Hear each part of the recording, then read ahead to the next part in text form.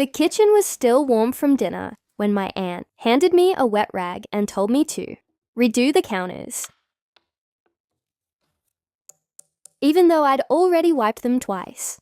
"There's a spot," she said, not even looking up from her phone. I didn't argue. I never did.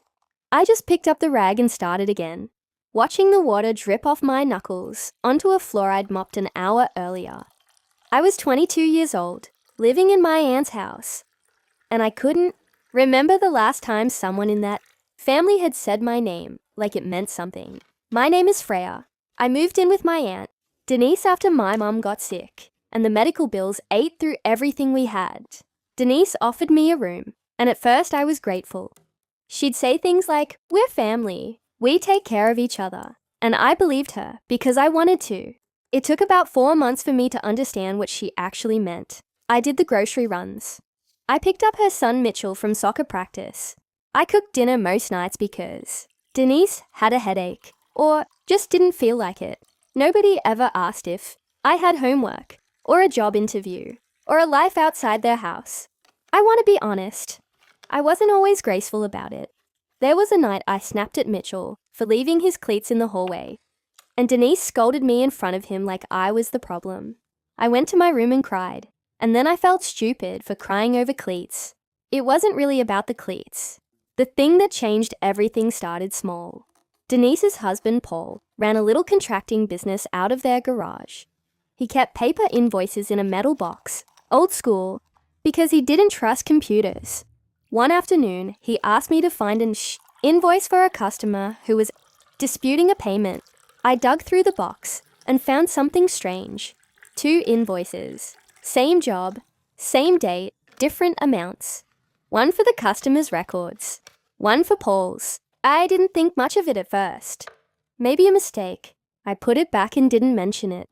Then, a few weeks later, my mum's old insurance settlement finally came through. It wasn't huge, but it was mine, meant to help me get my own place. Denise offered to hold on to it for me, said it wasn't safe in a checking account for someone my age. I didn't love the idea, but she'd never given me a real reason not to trust her. So I let her. 3 months later, I asked for it back. She got quiet. Then she said the money had gone toward household expenses. My rent, my food, things I'd already been paying for with actual work. Cleaning houses on weekends, when I wasn't cleaning hers for free. I stood in that kitchen and didn't say anything for a long moment. Not because I was calm, because I genuinely didn't know what to say. That night, I thought about the metal box in the garage. I wasn't trying to build a case.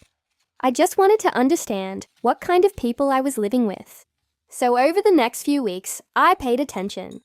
I noticed the second set of numbers Paul kept for the same jobs. I noticed Denise avoided any real conversation about my money, always changing the subject to something I was doing wrong instead. I called my mom's old friend, a woman named Carla, who used to work in bookkeeping. I described what I'd seen, not as an accusation, just questions. Carla went quiet, then said, "Freya, that sounds like he's underreporting income. You should talk to someone before you say anything to them directly." So I did. A tax preparer looked at photos I'd taken of both sets of invoices, sitting in a diner, 2 towns over, so nobody would recognize me. He didn't tell me what to do. He just explained what the numbers meant and what happens when the IRS gets an anonymous tip with documentation attached. I didn't send anything right away. I sat with it for over a week, honestly scared of what it would mean for Mitchell, who hadn't done anything wrong. But then Denise brought up my settlement money one more time, at dinner, in front of everyone, and said I should be grateful she hadn't charged me rent all this time. I sent the documents the next morning. I didn't stick around to watch it unfold. I used what was left of my paycheck savings, found a room to rent above a hardware store, and moved out that same week, before anything even hit. Denise called me twice, confused, asking why I was leaving so suddenly. I told her I just needed my own space. That part was true. The audit took months. I only heard about it secondhand, through Mitchell, who texted me sometimes, because he was the one person in that house who'd ever treated me like a person. He didn't know why it happened. I never told him. I still don't know the full outcome. The fines, the payments, whatever arrangement they worked out. That's not really my story to tell. What I know is this. I have my own apartment now, above a hardware store that smells like sawdust and paint. Nobody wipes counters that are already clean.